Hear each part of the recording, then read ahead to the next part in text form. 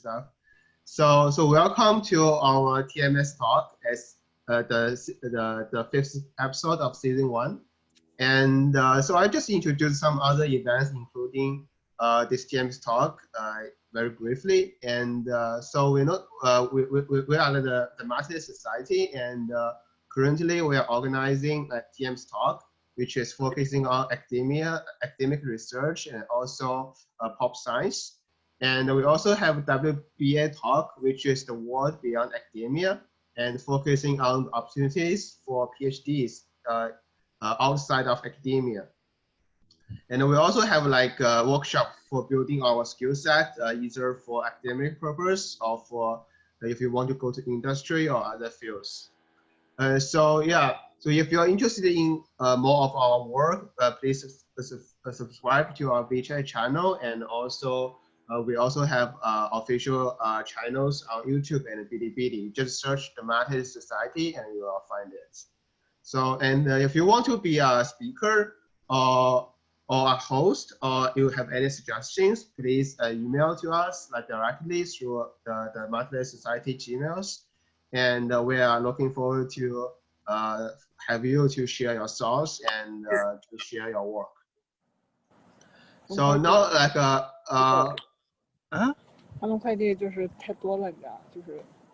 yeah, sorry, I will mute you.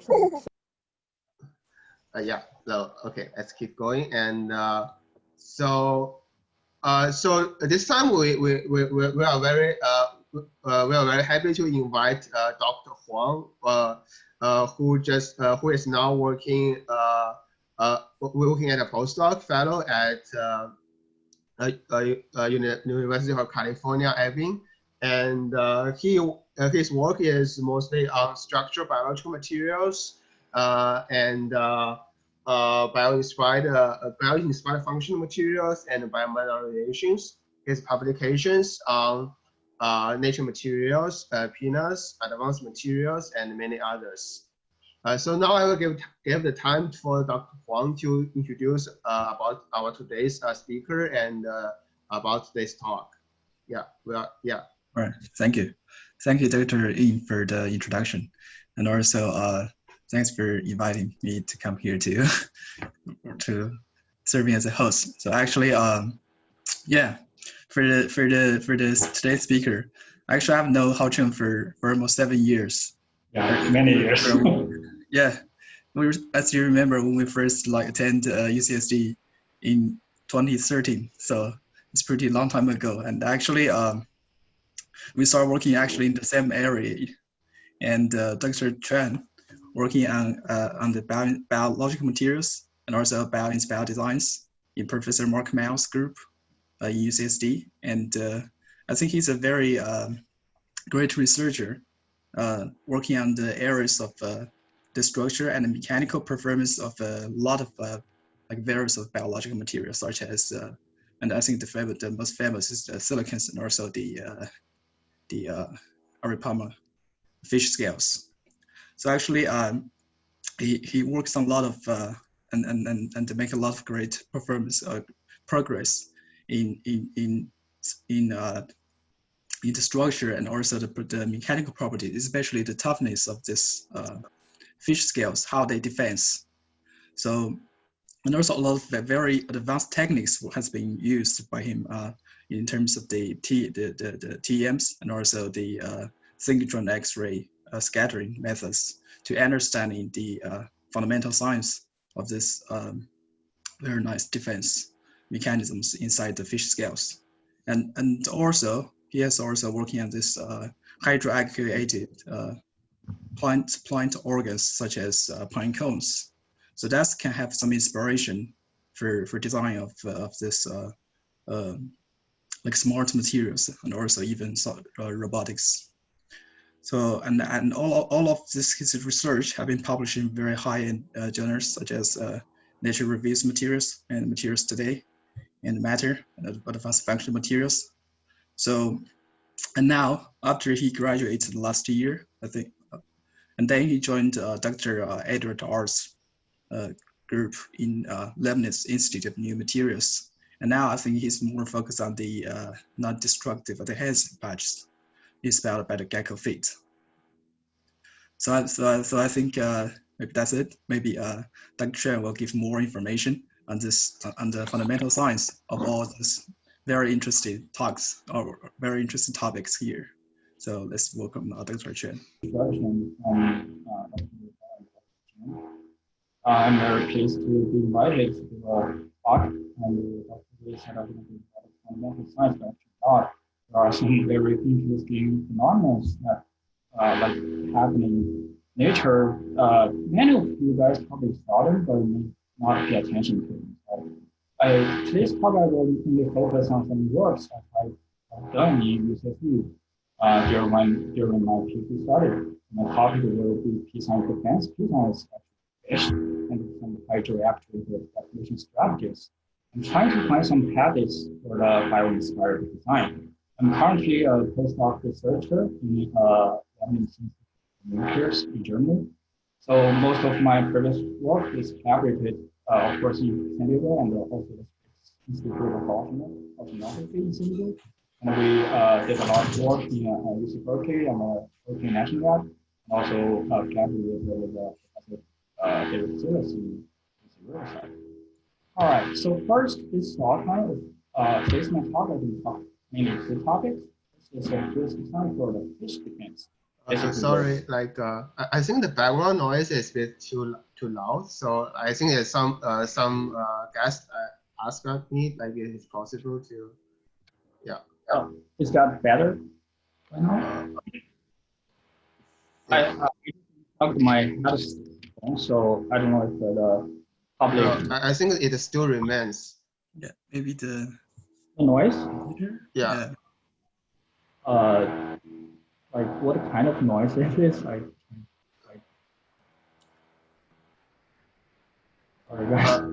Yeah, maybe like yeah, I don't know, like let me just plug it again. Sorry for this hardware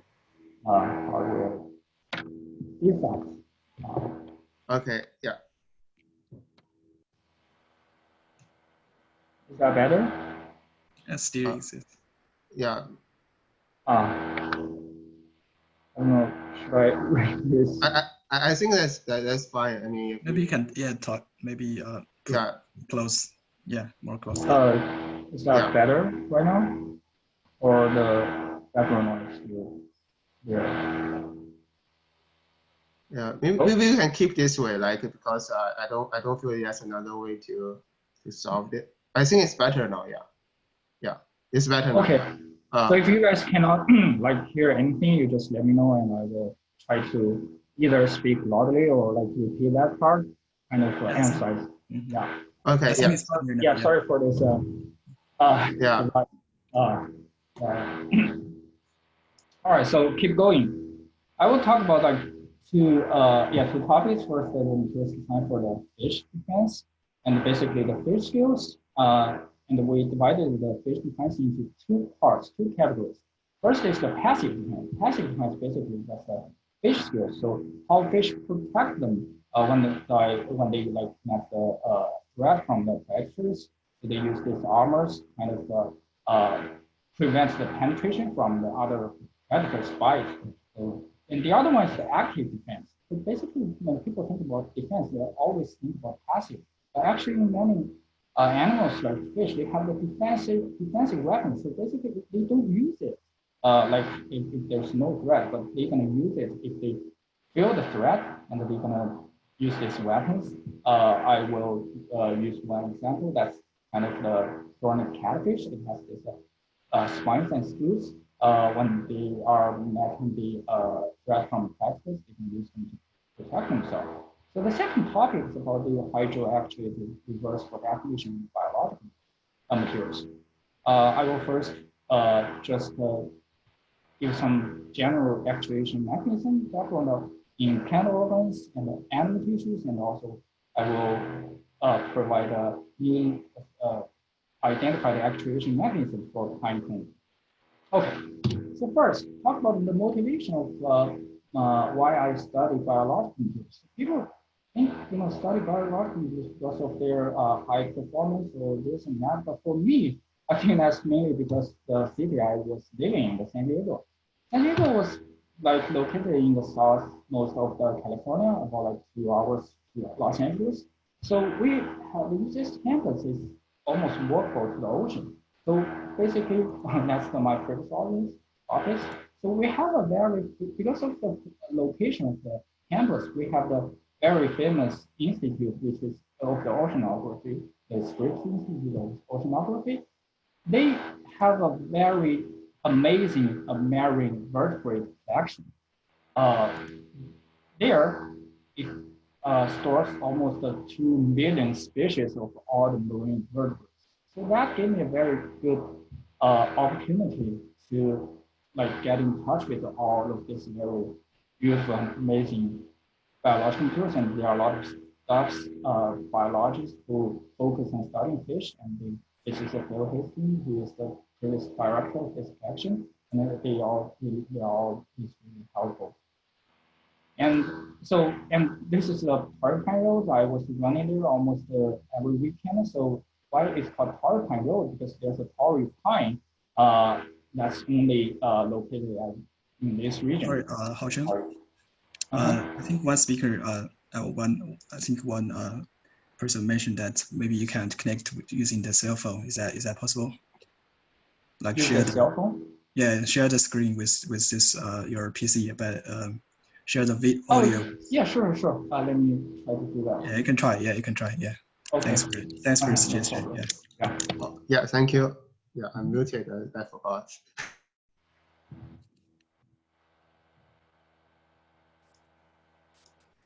I just use my cell phone to log in.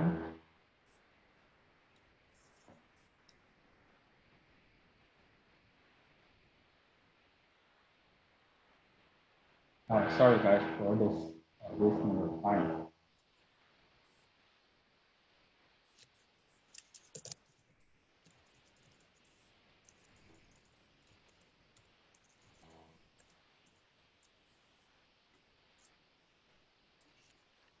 Yeah, as Shudo mentioned, so for the La Jolla, yeah, actually, we spend most of us like spend 5-6 years in La Jolla, and the the beach is really nice. You just see the corner, and the Scripps Institute is very well known for the ocean studies, and they have a lot of collections of this very very weird fishes.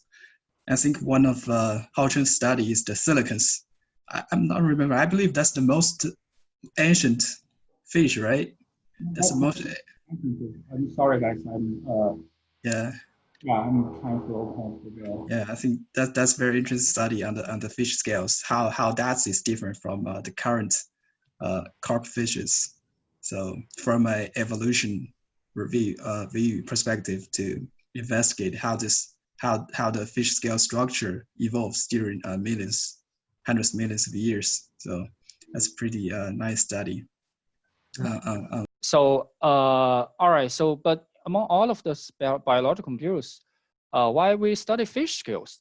So first, I mean, fish scales is quite common in our daily life. When you purchase some fish, the first step you're gonna do is trying to remove those scales, which is quite annoying. That's the trash for us. But actually, the scales are treasure for the fish. There are some video can showing that this is a fish called alligator gar. Hopefully, you guys can hear the smash of the eggs to trying to like cut the fish scales. It's very hard to cut through the fish scales, and this is a Arapaima, which can coexist with the famous piranha in the same region, same river. So basically, these fish scales, they provide very effective protection for those fish to live in this very harsh environment.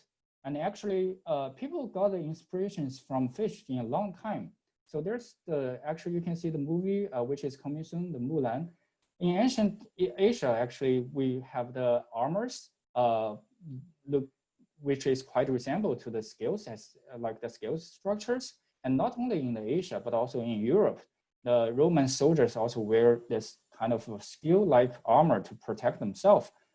And not only in the real life, but also in fictions, this argument. So many of these superheroes, they also have this fish scale-like armors, trying to like kind of protect themselves. And actually, in current stage, the cutting edge of one of the cutting edge modern armor, the dragon skin, also have the design similar to fish scales. Each like this disc is composed of a high density ceramics, but they overlapped with each other. And you can see there's a plastic tasking for this armor.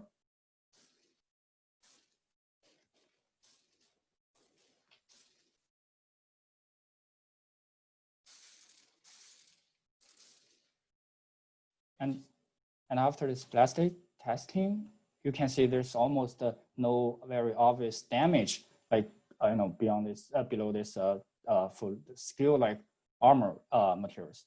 All right, so generally, let's take a look how the fish protect themselves within these scales and the general structure of the fish scales. And first, the very important one, the fish scale, they are imbricated with each other, which means that they are not like one plate, they overlapped by each other with this small plate, so which can not only protect the provide the protection, but also can improve the flexibility and the maneuverability.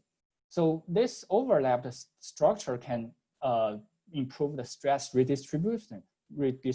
So for example, this is without the scales, there will be huge stress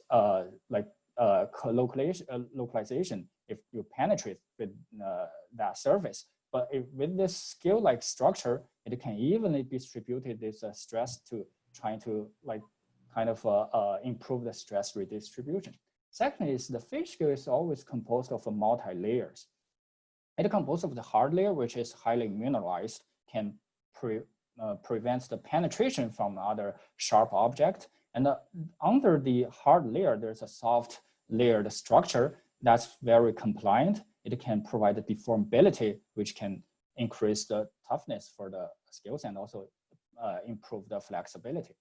And during the between the hard layer and the soft layer, fish scales always have one more transitional layers that is softer than the hard layer but harder than the soft layer. So this transitional or gradient structure that can promote the load transfer can arrest the cracks and prevent the delamination, like based on this improving interfacial toughness. So the more interesting thing is that this fiber structure in the fish scale, they are not like just like fabricated or like assembled in one direction. Actually, they are following this twisting pattern, which we call its Bulligan structure. This Bulligan structure can protect very unique deformation mechanism for this scale and also greatly increase the intrinsic toughness. So my topic going to focus on this very interesting Bulligan structure that identified in fish scale. So combining all of these components, the fish scale is a flexible and also lightweight, strong and tough materials, natural armor materials.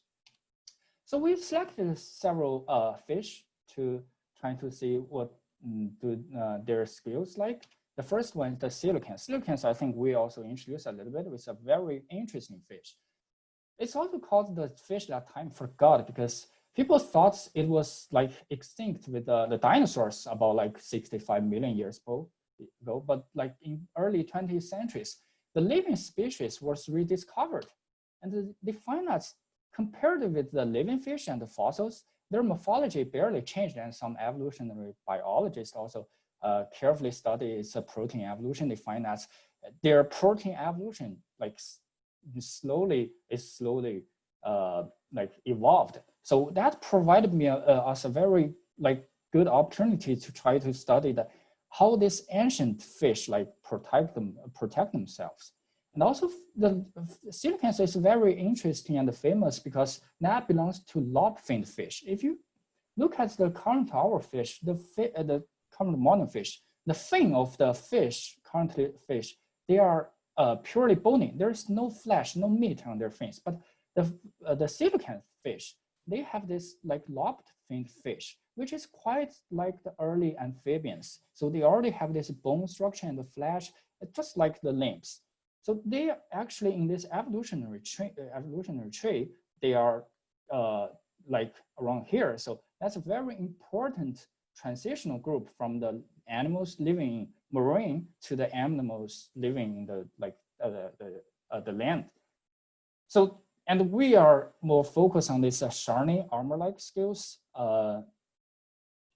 Here is the fish that I got from the Scripps Institute of Oceanography. So because the fish was like collected about 70 years ago, so due to the preservation, the shiny blue metallic color just faded. And you can take a closer look. The fish, they are overlapped by each other. So this region is the overlapped region, like overlapped by the neighboring scales. And this region is the exposed scales. So these scales kind of a very primitive elasmoid scales. Primitive means they are less evolved. They are more resemble to the ancient morphology. And so take a closer look at the inner structure. If you cut the structure of the silicon scale, you find it composed of several layers, many layers, just like the plywood. And in each the lamella or each layer, that is composed of many collagen bundles, and each collagen bundle is composed of this collagen fibrils. And you can see this very distinct 67 nanometer B spacing, which is quite unique to collagen fibrils. And take a look of the orientation of the collagen fibers in each layer. So you can see that each arrow like indicates the orientation of the fiber in each layer. You will see that in each neighboring two layers, they are almost perpendicular to each other, forming like this structure. But each odd layer or each even layers, they form this very typical polygon structure. So combining them together, it forms we call it a double twisted polygon structure. So which means that this orthogonal bilayers, they twist.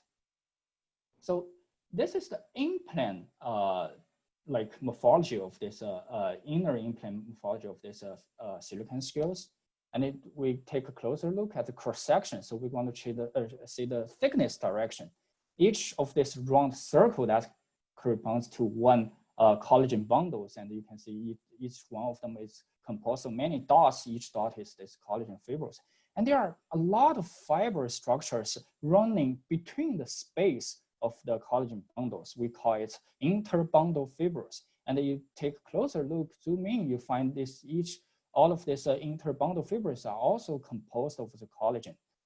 So based on this observation and identification, we propose that the silicon scale has a 3D dimensional work. So in the in-plane dimension, it composed of this double twisted polygon structure, but in this thickness direction, it has a matrix that is composed of this more loosely packed collagen fibers and hold this bilayer or the double twisted polygon structure together. And on top of this inner core is the mineral layer. So this is the structure we identified in the silicon scale. So how does this structure performance in the mechanical perspective? So basically we did the nano-intensity mapping. You can see that, and we like calculate the hardness with the normalized distance from the outer surface to the inner layer. You find that hardness gradually decreases from the outer surface to the inner layer. So which confirms that the silicon scale also has this gradient transition. And also we did some tensile tests on the silicon scale. We find that first, the tensile behavior of silicon is in-plane isotropic. What does it mean? So we define that this direction is the longitudinal direction, this direction is the transverse direction. You find that the tensile behavior among the longitudinal samples and the transverse sample, they are almost the same. There's no significant anisotropy finding in the tensile behavior. And it's also notch insensitive. What does it mean? So which means that we cut a little bit of the notch and we also trying to pull it. So for many materials like the paper, you can just grab paper. If it's intact, if you're trying to like break it, it's very hard. But if you tear a small, very tiny crack, and when you tear it, it's just very easy to break. So that's, we call it notch sensitive, which is quite brittle. But for the scales, the fish scales, the silicon scales, you can see the strength of this notched sample is almost the same as like the strength of the intact sample, which kind of proves that this material is quite notch insensitive. So how do these materials like provide this notch insensitive behavior? So this is a like notch. We just let the crack propagate a little bit and fix it, and then we put it under the SEM. We take a closer look at the cracked region. We find that around the in the mineral layer, because when you are like pulling it, you generate some like the banding around the cracked region. You find this shear of the minerals, and this shear of the mineral layer can dissipate some stored energy. And if you take a look at the very like tip region of the crack, you find that all of these collagen fibers, they are still stretching, and some of them they are twisting, some of them they are bending. So in this crack tip region, the collagen fibers, they deform severely to like try to dissipate this elastic energy stored. And if you look at the region after this crack tip, like behind the crack tip, you find that many collagen fibers, they already break. But look at the breakage of these collagen fibers. It's many fibers, they are just break and relax and curved like in this way. So which means that before they finally broken, those fibers underwent huge deformation that can cause this very massive break, like fracture surface. And those are the collagen bundles, implant collagen bundles, how they deform. But if we look at the interbundle fibers, the matrix, take a closer look at the matrix. This is the fracture surface. You find that those matrix are also like severely delaminated and separated, which means that they also underwent this severe plastic deformation, which can also dissipate the energy to provide this intrinsic toughness for these materials. So how to like quantify the deformation mechanism for this silicon scale? We put the scale, we cut it in this conventional dogma shaped structure, and we put it in the synchrotron X-ray source. We use the synchrotron X-ray source to shoot some materials, and then we have because of the collagen fibers has very ordered pattern, we have very clear diffraction patterns of these collagen fibers, and we take a closer look of this collagen fiber diffraction patterns. It's almost like the several circles, but actually they are not real circles. They are, each of this circle is composed of several sets of these concentric arcs. So you can imagine that if there are many arcs in several directions, it looks like almost a round circle.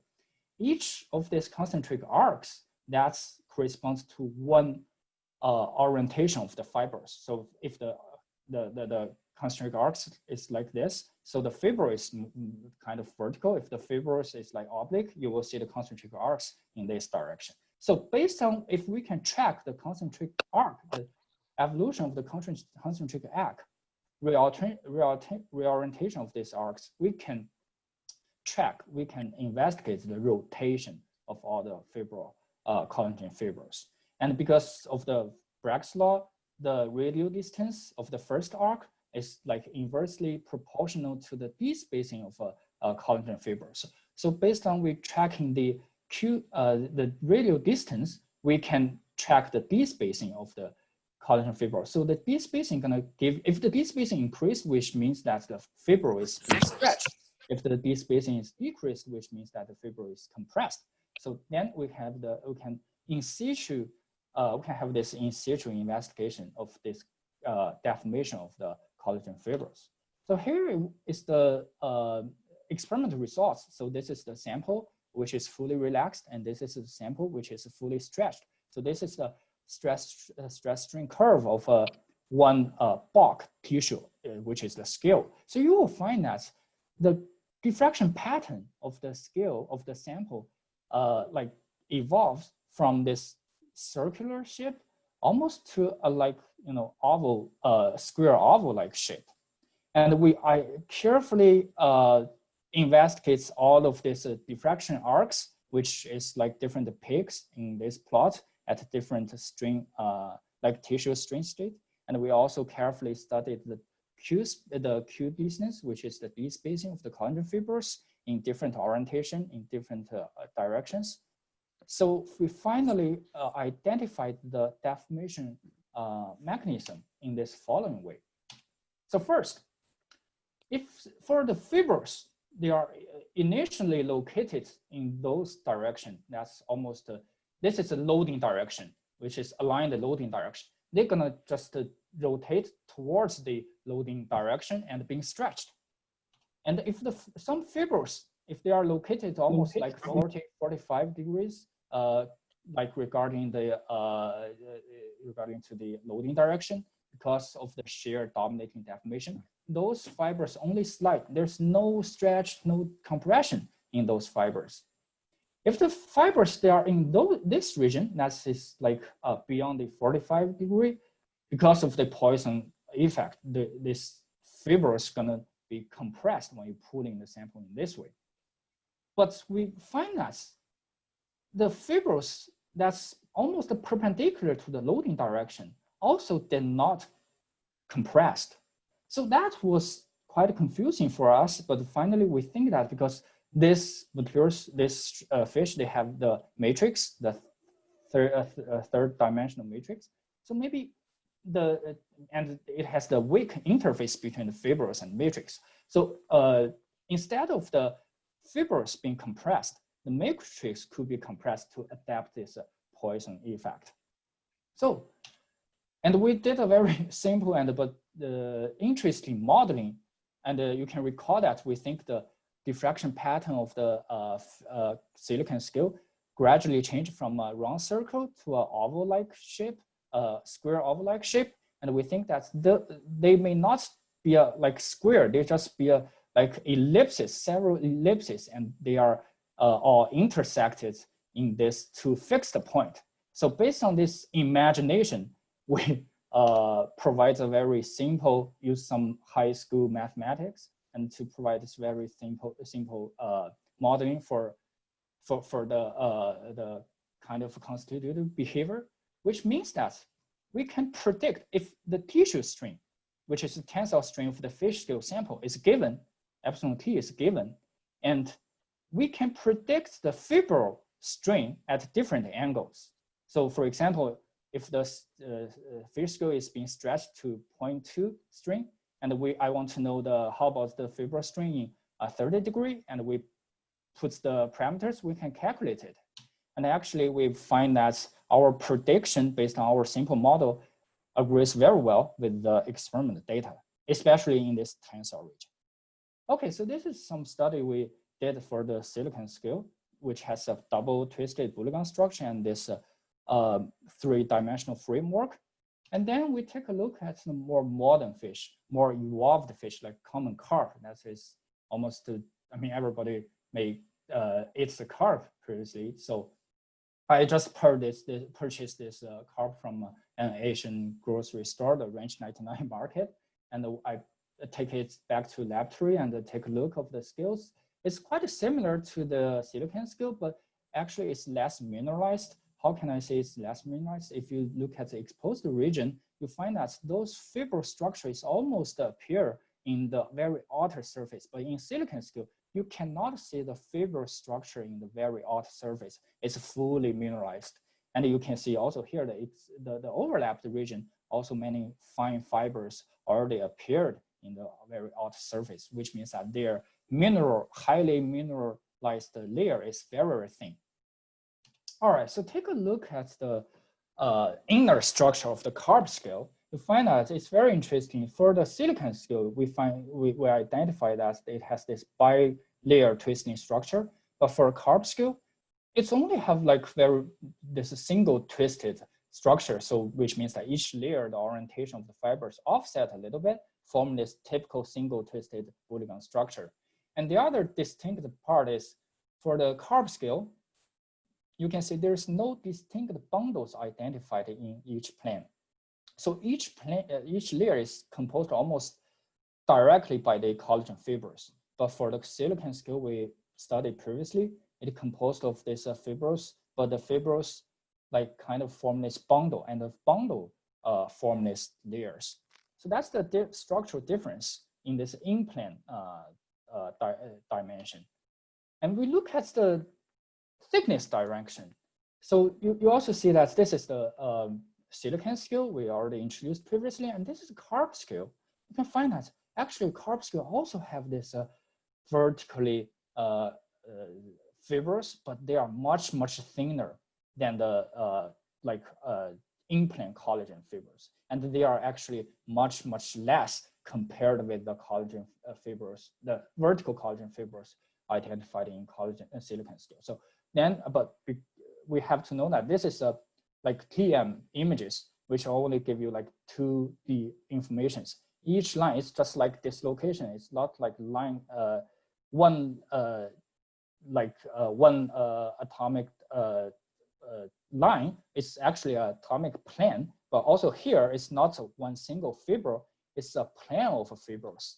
So we propose that the carb scale has those has this following structure. It's composed of this tightly squeezed collagen fibers, and you can see that the collagen fibers almost squeezed to like a hexagonal shape, not like identified in the silicons, but it's also composed of this very thin collagen fibers going through this like thickness direction.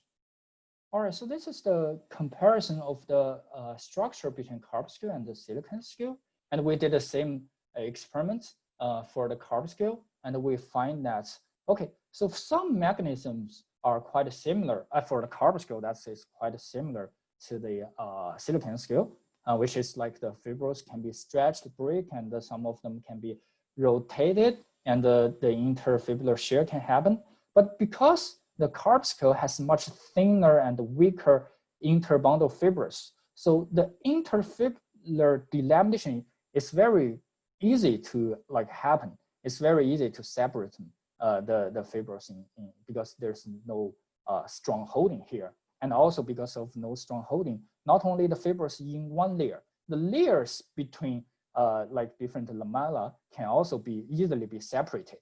That's why it causes the diffraction pattern when the scale is fully stretched is quite different from the silicon scale. We can recall that silicon scale is more like this a square shape, but here it's like different. That is because of these two like unique deformation mechanism identified in the carb scale. All right, so this is the two fish scales. We studied the intrinsic toughening or deformation mechanism for the one ancient fish scale and one modern fish scales. And the other one I want to introduce is we developed some technology or like some fixture trying to test how tough the fish scale is. We choose the Ari-Palmer fish scale to test it because Ari-Palmer scale is much larger, and if you guys familiar with the fracture toughness test, the size is very important for the validation of the fracture toughness test. So because that is only because the Ari-Palmer scale is quite large, so it's easy to prepare sample. And we designed this new fixture, and we knew because there's a thin plate, so it's very easy to buckle. So we apply this anti-buckling plate, and there's a like SEM of the cracked fish scale. You can see it's beautiful triangle cracked region. The mineral layer already cracked, but the collagen layer is still breaching and forming this very blunt crack tip region. And this is a video showing how the scales can like retard the crack propagation. You can see we are pulling the scales. You can see the tip of the crack is the color has already changed. That's because some like delamination, the plastic irreversible deformation already happened here. But if we keep stretching it, we focus a little bit, and you can see the mineral layer start to peel off from the base layer, but the collagen layer is still being stretched. And you find this crack is keep blunting. And now you see this crack, the collagen like kind of stretch, and it's stretched and also reoriented. But the overall crack, it does not crack, it just keep blunting and blunting and blunting. So through this wonderful like toughening or the deformation mechanism, we measure, we use the nonlinear fracture toughness, fracture mechanics, and we measure the J, the toughness value of the Arapama scales, and we plot this J value versus the crack extension. That is we call it the crack growth toughness. So you find that this R curve provides us the Arapama scale has the toughness almost 200 kilojoule per square meter, and we converted this units to the common Ashby map, and we plot the Arapama here. We identify that the Arapama scale, the whole scale, is one of the toughest flexible biological materials. All right, so this is the first this is the topic I talk about the fish scales, which has very unique structure, and those unique structures give the fish scales very wonderful fracture toughness. And then we study another like active defense mechanisms for armored catfish. So how do catfish protect themselves? So catfish, I mean in Chinese it's 鲶鱼, but it's not like the catfish. It's actually the catfish is like this way.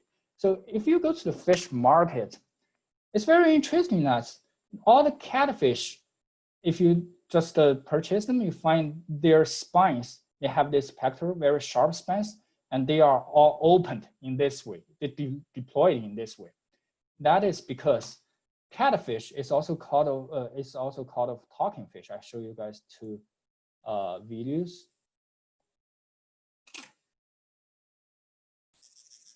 See, this is a freshly caught catfish. The spine of the catfish keeps swiping to generate this sound. And this is another catfish.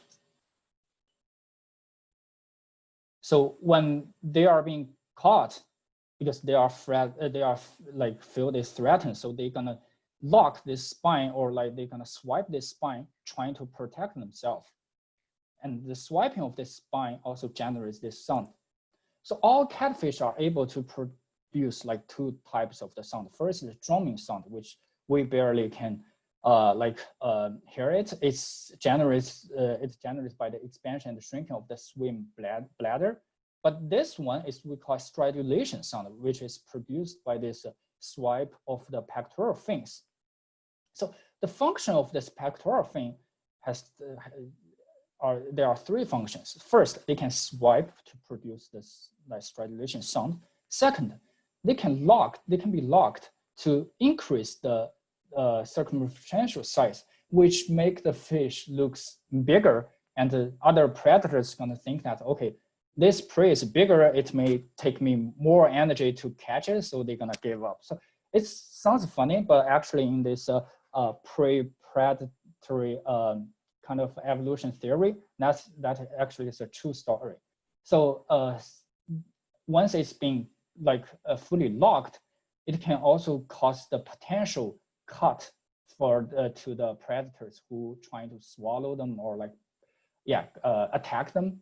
Actually, they find that some pelican, a huge bird, they have when they try to cut their stomach, they find that their stomach was being cut by this spine of the catfish. All right, so we took a thorny catfish from Brazil. Mark bring it from Amazon and bring it to me, and we see that this spines, the fish spine, can be locked in several positions, and those spine is kind of located in connected with this girdle structure, and this is ventral. Basically, you turn over the fish, you can, and you find the spine is, when it's moving, it's kind of sliding in this channel. So we put those joints in the nano CT, and we characterize the fine structure. So we find that when this spine is trying to move, the sliding in this slot, the outer surface of the spine component, we call it the dorsal component, has the features of this rigid structures, and the inner face of this slot of this channel have these grooves. So you can try to imagine that when this like rigid dorsal component sliding in these grooves, it can generate sound, something like when you are rubbing the comb. So that is how this fish kind of produce this kind of sound. And you can also see that the posterior end is very wide and the anterior end is quite narrow. So when this bone component like move to this anterior end, because it's quite narrow, so it can be fully contacted with the surface of this channel. So this fully contact can significantly increase the friction force between the ridges and grooves. That provides the locking of this catfish.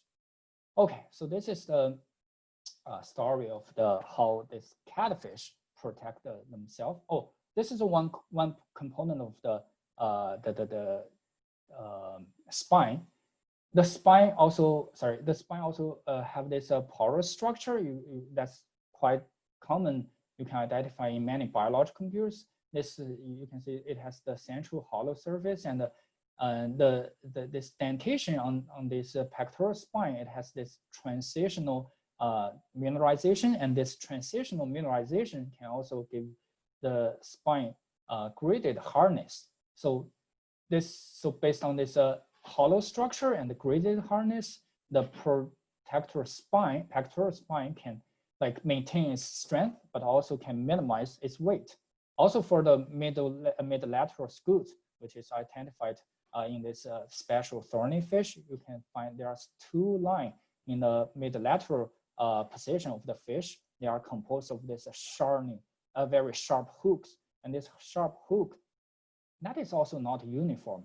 You can see it's composed of the quite dense tip, but porous base component. And if you took a look of this bottom part, you can see this is like more like anchored shape, and this shape can help this kind of scute firmly attached to the fish body. And of course, because of this gradient the mineralization, it also confers this gradient hardness to this scutes, very sharp scutes. So based on this pectoral spine, which is lockable, lightweight and strong, and also this middle lateral scutes, which is like anchored firmly and also porous structure, gradient harness. Those two defensive weapons provide very effective protection for this thorny catfish that's living in Amazon River. All right, so this is a story about the fish. So second topic, I'm gonna tell a little bit about this reversible deformation in biological system, which is hydro-actuated. So basically, there are animal tissues and plant organs. We are focused on the plant organs. All of these deformations I mentioned is purely passive, which means that there's no muscle involved or no metabolism involved in this deformation, only rely on the structure. So that can give us more valuable inspirations for the structure design of materials society. And also it's quite biocompatible. There's no toxic and mild operating environments because all you need is only water, no like UV light, no other strong acid. All right, so this is a general like actuation mechanism for many animal tissues. Many animal tissue, they are composed of keratin, and the keratin is composed of like two components or like two phases. The first is an amorphous matrix, and the second phase is the intermediate filament. So intermediate filaments is quite rigid. That can, they are like more resistant to the water absorption.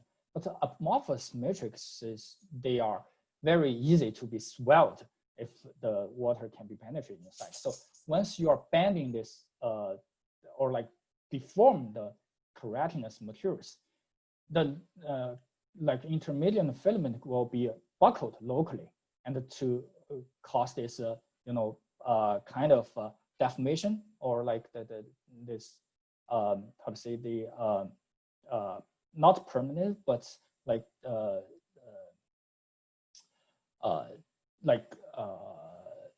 yeah, so they see either bending or other deformations. But once you put it fully in the water, when the water penetrating inside, this amorphous matrix can be swelled, and this swelling of this amorphous matrix can straighten this locally buckled intermediate filament, which after it's fully dried, it will be fully recovered. Actually, there are several examples about this wonderful mechanisms. The first one is the bird bath. So the bird feather, if you put the damaged or like banded bird feather in the water, and after a certain time, the feather will be fully straightened. So that's kind of one like possible reason why birds keep taking bath in their long distance travel. And the second is like the way it's exporting this. This is from waste paper, the big horn shape. When they are like trying to fight with each other, the horn is easily to be damaged.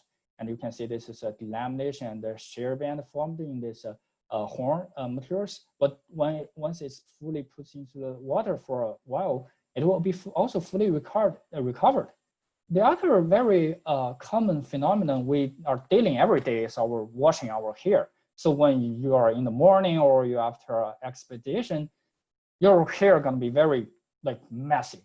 But once you just do a quickly wash, and everything will go back to the original form. So that is how this hair like recovery is shaped. So you curl it, and then it will, and then you dry it. It's like the it will be deformed. But if you fully put it into water, it's fully recovered for just a few minutes.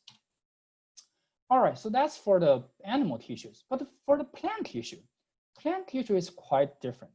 Plant tissue, we divided the deformation or the movement of the plant tissue in, not we, like some other papers, early pioneer works, they divide into two groups. So people think plant are more like the still, they don't move, but actually plant can move.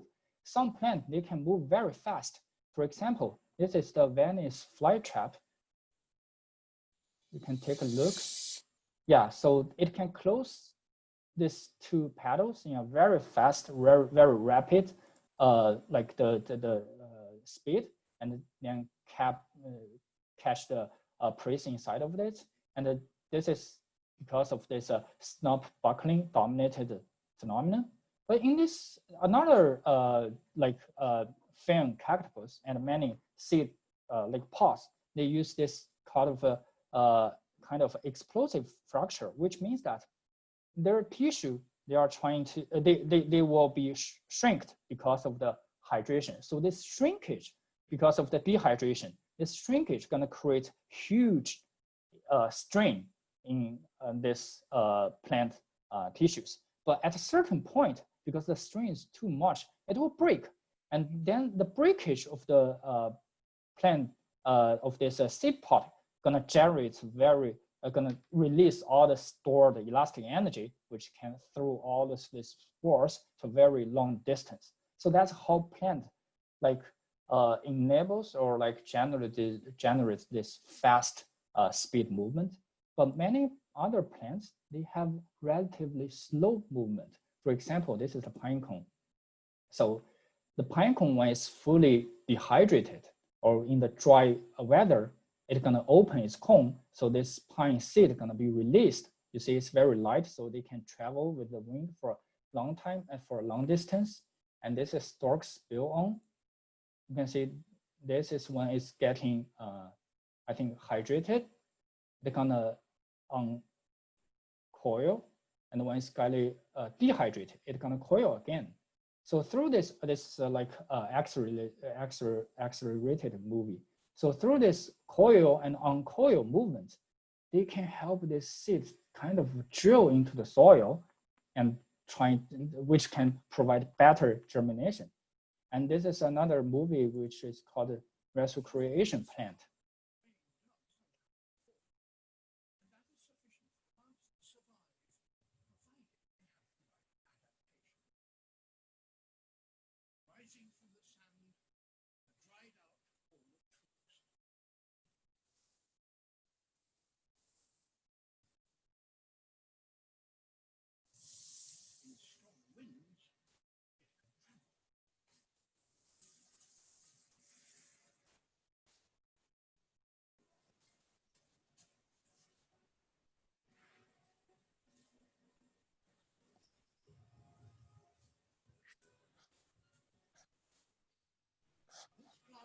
been dead for 100 years. Yet its name suggests that all is not lost. This is resurrection.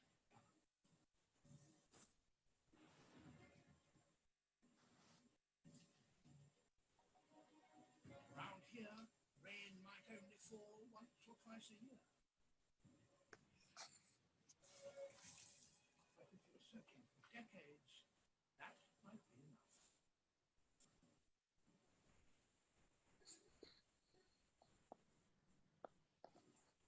Dead limbs absorb water and unfurl in a matter of minutes.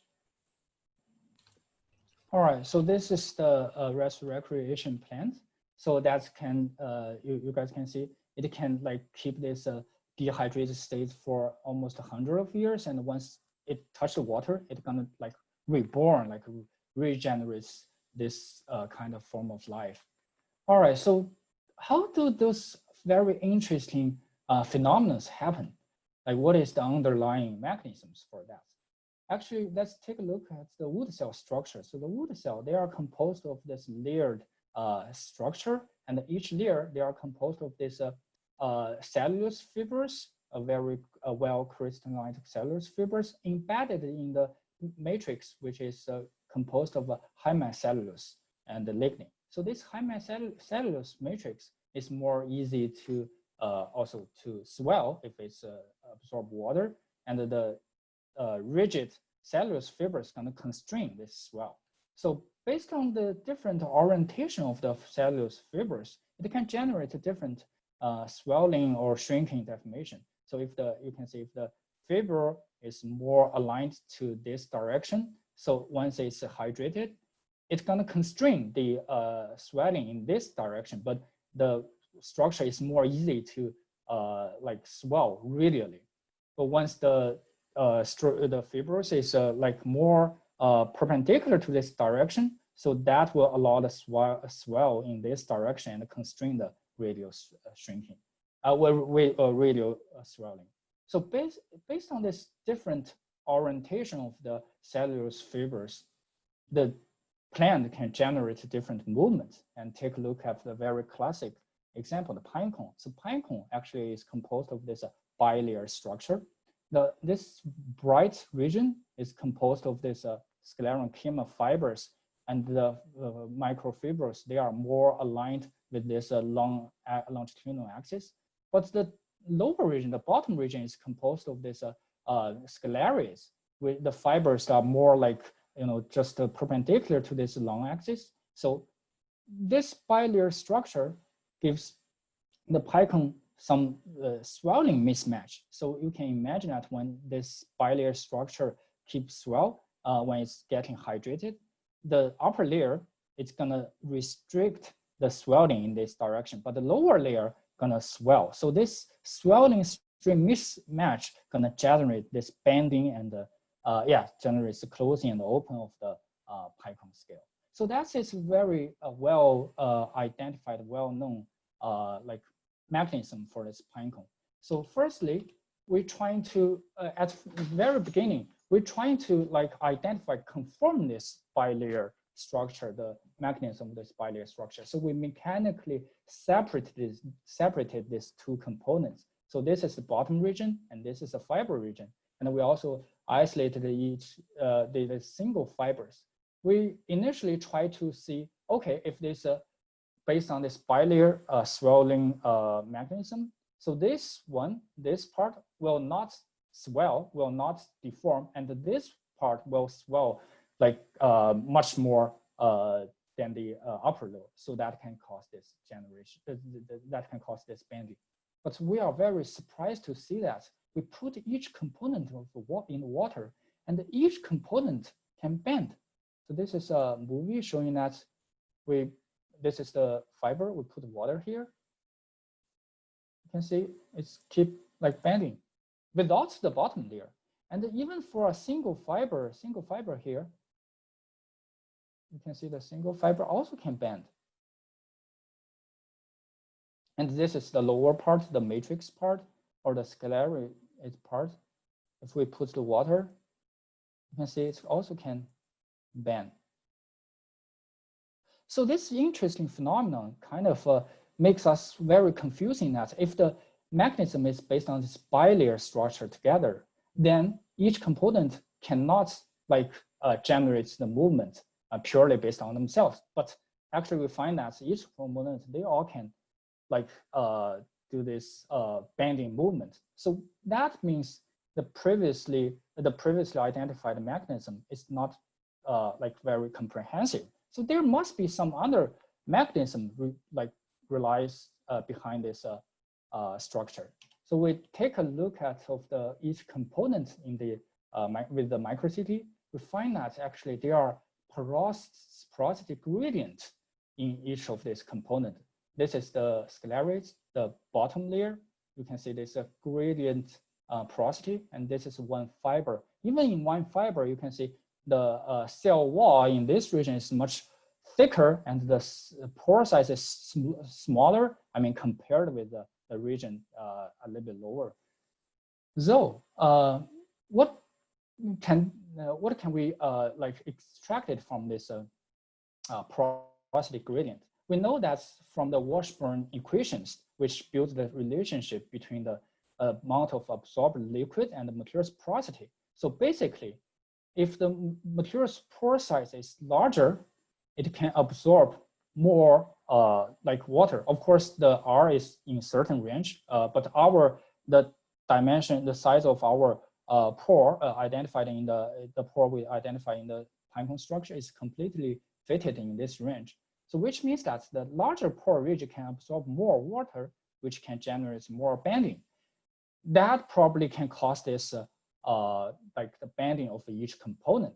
So we try to confirm this bending mechanism. We synthesize some hydrogels, and we just use some like frozen frozen techniques to create the hydrogels with the different pores. So for this one, we just the hydrogel pores is very small, and for this one, the pores in hydrogel is very large. So we glue them together and we put them in water, and we surprisingly find that with this different porosity, I mean, this bilayer hydrogel can also generate bending. So that's kind of a validation for this porosity gradient mechanism we identified in the pinecone structure.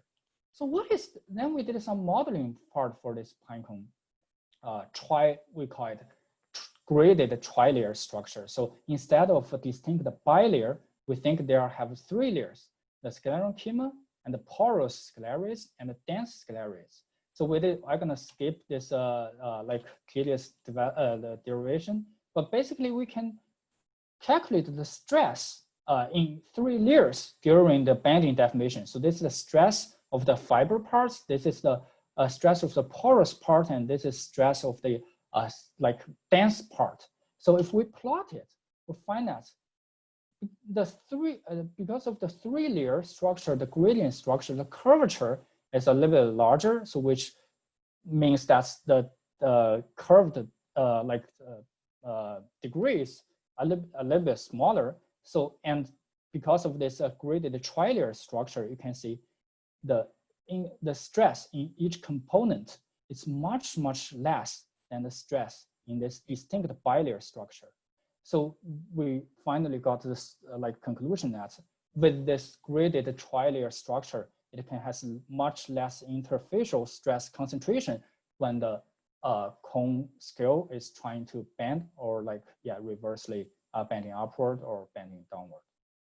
All right, so what can this graded structure benefit from the cone scales? We just put the cone in the water and we try to test the force that can be generated during this swelling absorption of water. So then we got the plot and we of this force versus the time. We find that we just like put one in water and dry and put water again and do several circles, and we did many samples, and we find that even after several cycles, there's no like significant deterioration of the force that could be generated. So we come to this conclusion that the force generated here is almost more than 100 times of the weight of an isolated pinecone scale, which means the actuation of cone scale is a very efficient actuation mechanism.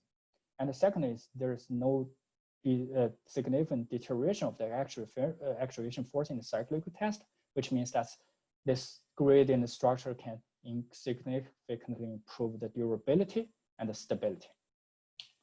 All right, so finally, some concluding remarks for what I talked in previous, like almost 1 hour. No?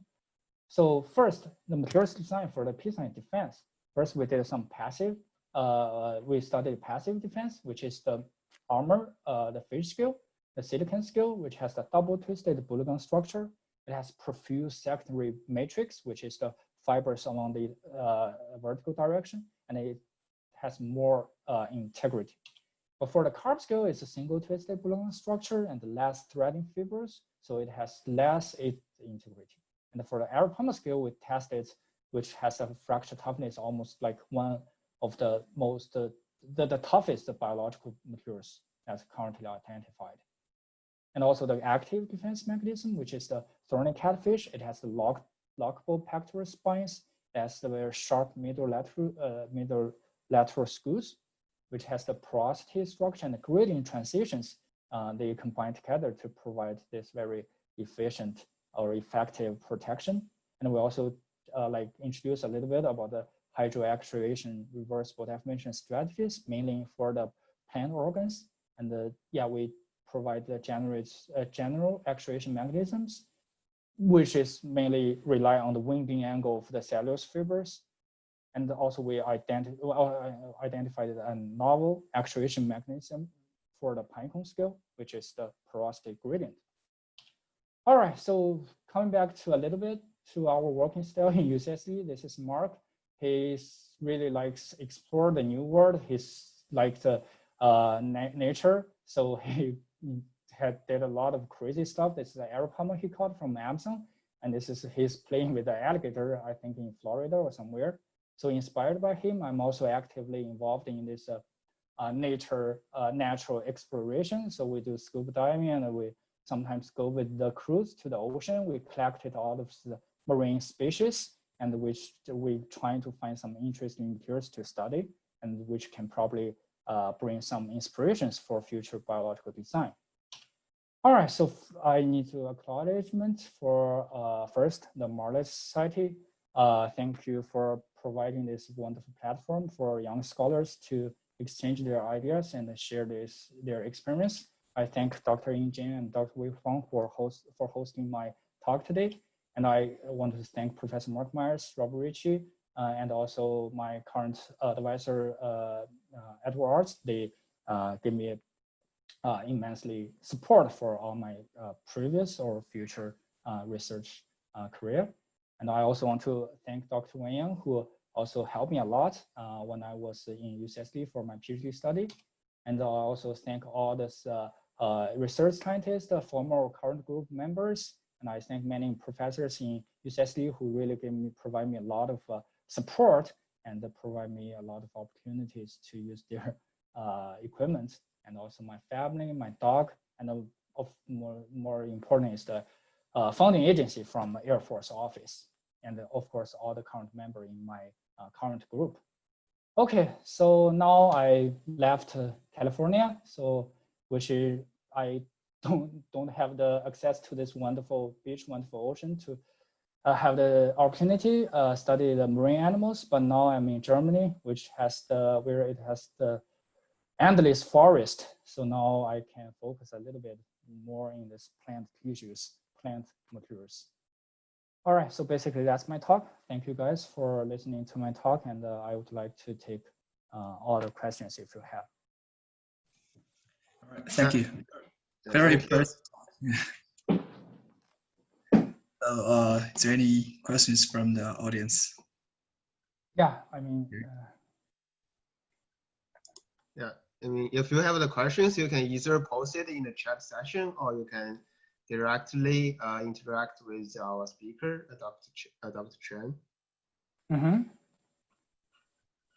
So who's interested in any questions, anything about like the how we collecting samples, or like how we study the materials, some technical details, or any other biological materials you guys may interested, I can, yeah, I'm happy Yeah. to. Okay. Okay, yeah, there's, Yeah. yeah, go ahead, sorry. Yeah. Dr. Huang, you can read it out. Oh, okay, yeah. Actually, yeah, there's a question from Min Chao Zhang, and actually he's asking about the how did you cleave or separate the top and bottom layer of the pine core? Yeah, that's actually. But the mechanical force induced by, Yes. yeah. We just use a common Dremel, like, you know, some the I don't know how to describe it, but it's like Dremel. It's like the drill. Actually, it's not separated. We just remove all the other parts and just leave the parts we wanted, and just leave it. So basically, for example, this one, we just remove all the scleriates, the bottom layer, and then leave the sclerenchyma fibers only. And from for this this bottom layer, we just remove all the fiber parts and leave the bottom layer only. So that's how we. It's kind of you know, just destroy all the other parts and leave the parts that you want. And just use anything you can use, like the Dremel or even knife, even saw, even anything that can help you to get rid of this thing. I think part of his question also says, is the force actually change the microstructure? The force, yeah. So when you separate the two parts, and then is the mechanical force induced actually change the microstructure? So sorry, can you repeat the question again? Yeah, will the mechanical force induced by the cleave rebuild the macrostructures and make a asymmetric structure, and thus cause the bending behavior upon swelling? I think because for the like the actuation, the bending force we tested with the intact sample, the whole sample. So we didn't test the actuation or bending force for each component. Oh, yeah, I think he's curious about it. So when you're trying to separate these two parts, so when you're using your method, does that method actually break the sample or change some microstructure of the sample? I think for the inner structure, for example, the porosity, like here, it does not change, because you can see these are like the inner structure. You just remove all the outer components. But yeah, for the I mean, you change the macro structure because you like get rid of the non-necessary parts. But for the inner structure, I don't think we increase you know, damage it a lot. Yeah, and it also kind of proves here. So you see, is even after we like separated them or we removed all the other non-necessary parts, I mean, it can still function. This function could not be caused by the separation. I believe that's purely because of the structure of the material. Cool, thank you. Is there any other question from audience?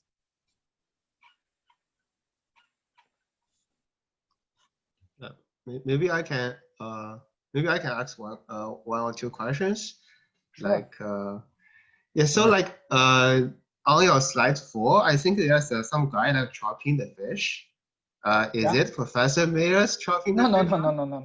This I just downloaded from oh, okay, I see. Yeah, this is the agar. Yeah, actually we studied this fish scale previously. I think Dr. Wang and Dr. Vincent Sherman, they studied this ganoid scale of this fish. Okay, it's very hard. Yeah, and I also have another question is on like because the first fish you mentioned, it is after the 70 years of preservation. So will the preservation actually change the mechanical definitely properties of that? Definitely. So because the protein, I mean, completely deteriorates after 70-year preservation in alcohol. So, but I think the morphology, because we are not dealing with the molecular level, we are dealing with the kind of nano level or like micron level. So it's kind of especially for this orientation of the fibers or the existence or presence of these interbonded fibers, they won't be changed because of the like preservation. So which means that those fibers will not be lost if you preserved for many years. But the mechanical strength or the ductility of each fiber, that will significantly like deteriorated because of the preservation. So that's also one very challenging question were asked by one reviewer. That's because our test was based on this preserved sample, but we are already very lucky to have this preserved sample, because there are only, I think, very, very few fish that's living in South Africa, like Madagascar, some region around Madagascar.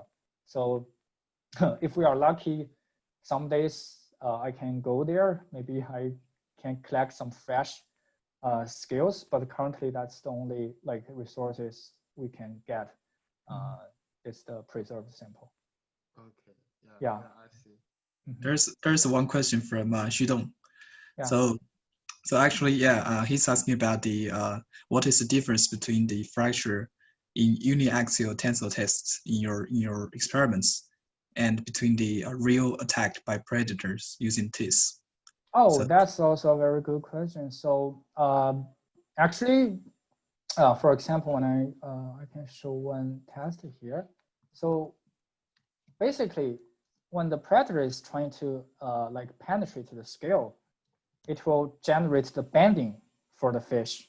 So the fish scale is kind of underwent the compression and the tension, compression on the top layer and the tension on the bottom layer. And yeah, that's the different kind of mechanical like perform or mechanical deformation between the uniaxial tensile test and the biting like process. But we all know that the materials, most of the materials, I mean, if it's in like the quasi-static deformation, most of the materials fails because of the tensile or the shear. So yeah, so that's why we focus more on this tensile behavior of the these natural armors. Thank you. So there's another question from Henry. Mm-hmm. Actually, the question is about wonder if there is a way or a suggestion to fabricate the biomaterial such as fish scale into a thin film, like less than 20. I think definitely there are actually some other groups. They are trying to use the 3D printing, kind of fabricates the polymers, the structures like in this Boolean structure. I think there are two papers published recently. They are both come from national, not the University of Science and Technology of China. They started to use this like structure to like inspired by this structure. They already like trying to fabricate this fibrous materials. And actually, currently, I'm also working on this one, and it's definitely doable. Either use 3D printing or use other coating techniques. You can definitely fabricate. Thank you. Thank you very much. Yeah, go ahead. So I wonder the group you mentioned is from Professor Shu Hongyu. Yep. Thanks. Mm-hmm. Oh, Okay. You are from Professor Shu Hongyu's school? Oh, no, I'm a postdoc at Lawrence Berkeley National Lab. Oh, okay. I'm very familiar with his Dr. Chan's publication. Okay, yeah. Okay, thank you. Thank you very much for the talk. Oh, thank you for listening to my talk. Okay, yeah, one more question. Sure. from Xuefeng Zhang, and actually he's asking about are the pine cone fiber sensitive to moisture too, or just deformation happen when the pine cone fiber exposed to high humidity environment? That's a very good question. I think my experience that it's more sensitive to high humidity environment. So basically, I put the pine cone. Let me go to that slides. I didn't share all the informations actually. So I put the cone in the enveloping chamber, and we try to like see if how the bending strain or the bending deformation can be like caused by this different humidity change. But actually, that process is very long. So we put the cone scale in the environment chamber, for example, like 60% of the relative humidity. It's almost take like several days to bend a little bit. I think that's also makes sense because you have the this process is completely depend on this diffusion. So if only the vapor or like the like that will be very slow. But if you immerse it in the water, that will be much faster. So, but I think that will be sensitive to moisture, but just take much longer time.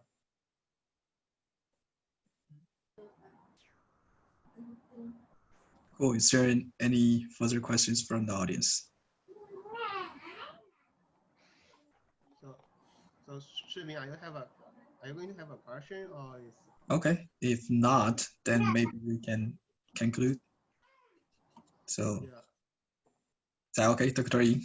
Or we need further any other discussions or? Yeah, maybe I will ask one last questions. Yeah, sure. Other people. Yeah. So, because you mentioned that the modern fish is less mineralized. Like, yes. Yes. So is it like a better design, or it's just like it's not? I will share you guys with another slides. Let me quickly stop this one.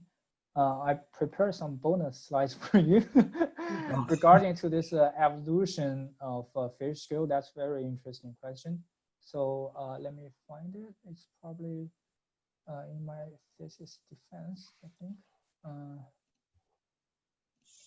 Okay, so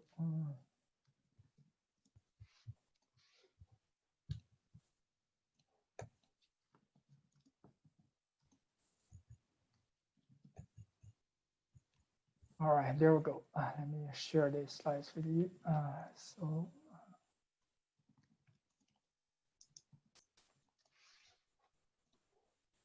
All right, so can you see my, can you see these slides? Yes.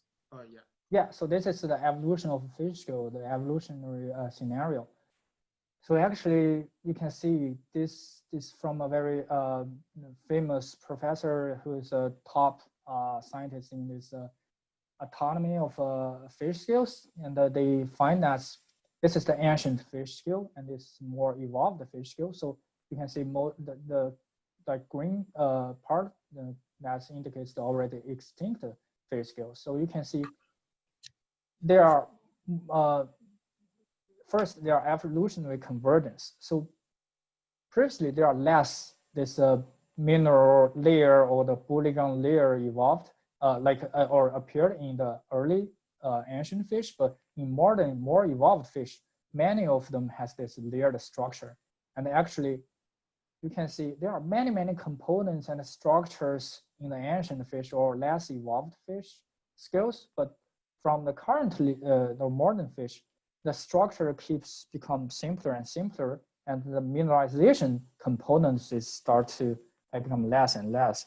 So you can imagine that when we look at like the dinosaurs in that age or some fiction movies, you see that like ancient animals, most of them have very heavy armored outer plates. But currently you see those creatures, animals are almost extinct. So which basically they think that like instead of develop these heavy armors, the flexibility and the maneuverability of this like armor system is more important. Because basically, yeah, you need to run. But you don't just, fight against it, just run. And if you run faster, you will be safer. Yeah, makes sense. Yeah. And then the other very interesting phenomenon is in open water, in ocean, the fish scale is like less mineralized. But in the confined region, like the lake or river, the fish scale is more thicker or like more mineralized. So basically you can say, yeah, you have a smaller nowhere space to run, I guess. Yeah. Yeah, I see. Mm-hmm. Yeah. So if no one else have questions, we'll just conclude today's talk. And so okay, so thanks today's talk from Dr. Chian, and thanks a lot for everyone's participation and discussions. Yeah, and hope to see you in the next episode of TMS Talk and also the other talks we are currently organizing. Yeah, thanks a lot, everyone. Thank you guys. All right.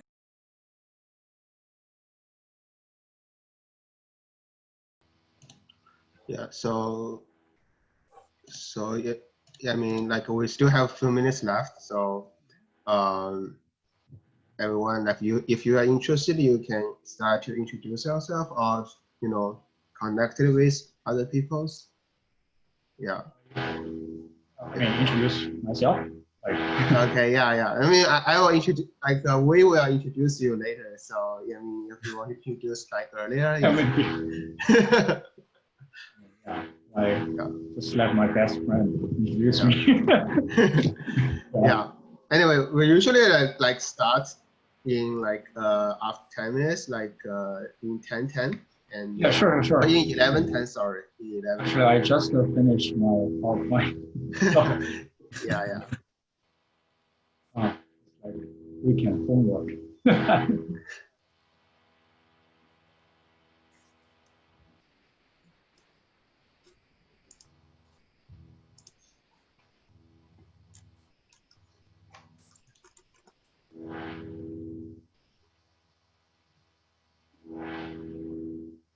There's some background noise. Yeah. From my side, or I think it's from your side.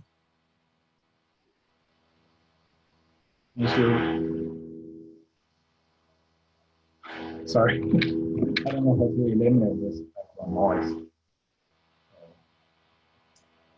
It's not very noisy. It's quite periodic. I don't know. Yeah.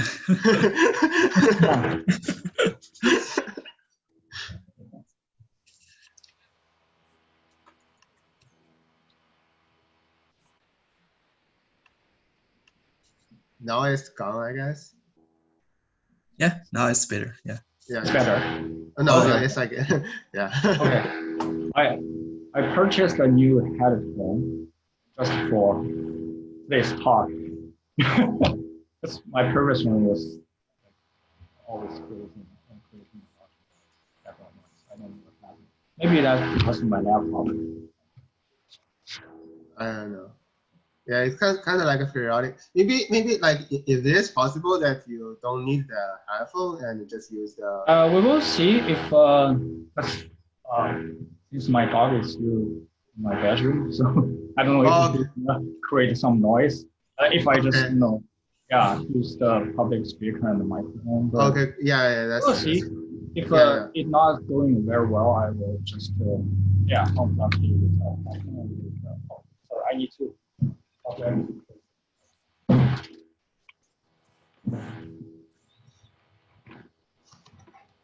So I will just leave a message in the chat, and so people know we'll begin at. I'm so glad there are not so many people in this talk. I mean, it's very a lot of people view your post, Oh, really? Yeah, it's a lot. Probably just talk about some really deep science. Chian is famous for this. Natural phenomena. didn't pay attention. Yeah, so we are still waiting for more people to come. And Yeah, sure. Take your time. I will need some minutes to. So you can see how many people register, right? like overall, like it's like a bit less than 30 people. I mean, so probably like I think there's around the number right now. So I will just. I already saw a lot of friends. Yeah. And I know very Mostly, well. yeah. Professor Yang is here. And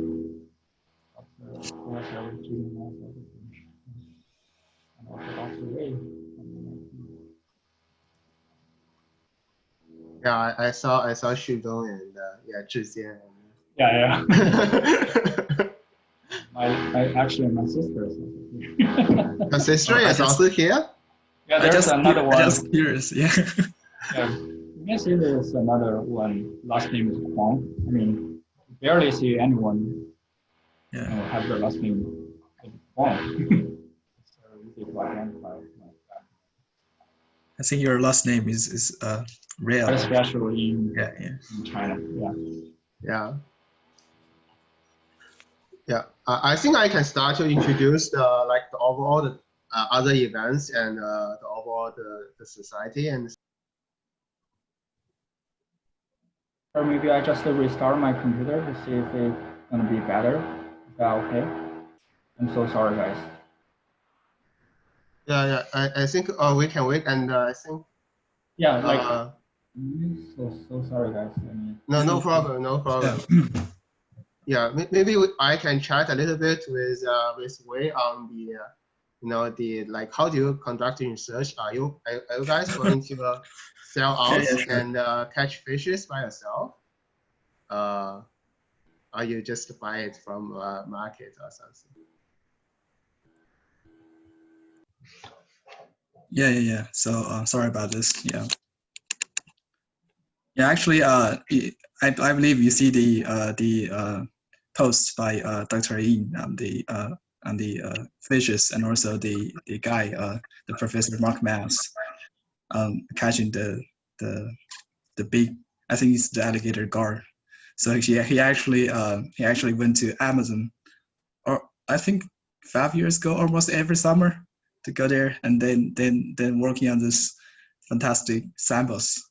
So actually, he go and catch a lot of fishes and then bring back to US. So I think that's also part of how to study. So yeah, I mean, is it legal to bring it back to US? I think maybe some scales. I think that's fine. But not the live fish. Okay. Yeah. That's. Yeah. But do you have a chance to sell out like near the California, because UCSD is just on the beach, so you can just sell out or something? Yeah. They have